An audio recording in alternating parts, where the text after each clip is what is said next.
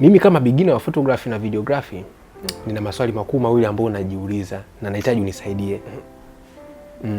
Swali langu la kwanza, hivi lenzi zipo za aina ngapi?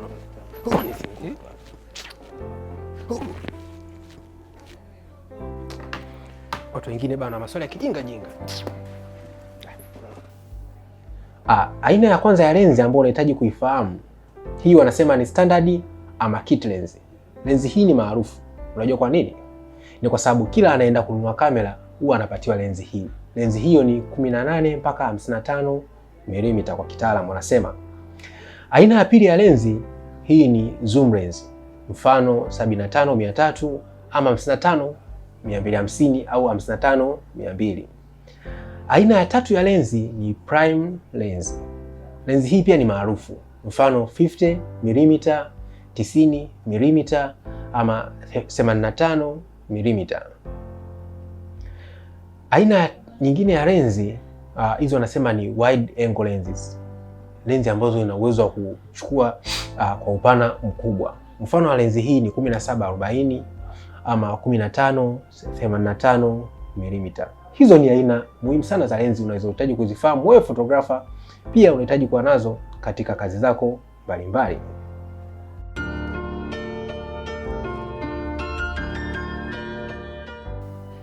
Siku ya leo nitaenda kuangalia ama kukuelezea aina kuu tatu muhimu za lenzi ambazo unahitaji kuwa nazo. Lenzi ya kwanza muhimu ambayo unahitaji kuwa nayo ni wide angle lenzi. Kama hapa katika studio yangu leo nina 17-40 mm. Lenzi hii ni muhimu sana.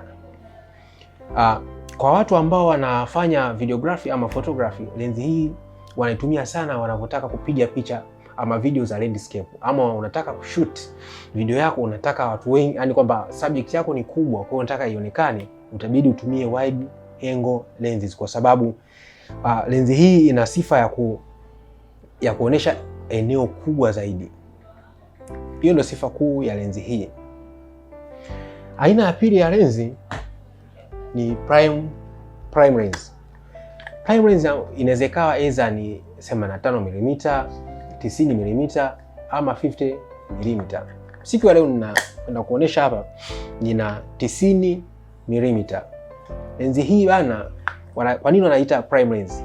Ni kwa sababu focal length yake ipo fixed, kwamba hauwezi kuzoom. Kama hapa ni 90 basi. Sawa.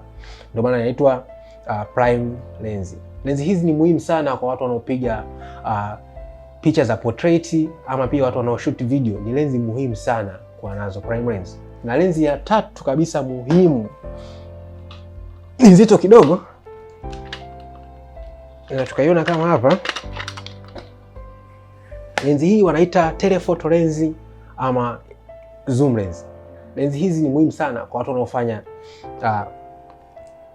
photography ya kupiga sehemu kama za mbuga za wanyama. Kwa mfano, kwa kawaida labda tuseme kwamba simba umemwona yupo mbali, huwezi ukampiga na kilenzi chako kidogodogo cha 18-55. Kila mtu anajua simba jinsi alivyo. Kwa hiyo unahitaji kuwa na telephoto ama zoom lens. Ndio na 100 mpaka 400 telephoto lens. Hizo ndo lenzi kuu muhimu tatu ambazo unahitaji kuwa nazo. Kitu kingine nikukumbushe, utajuaje kwamba lenzi ipi ni bora?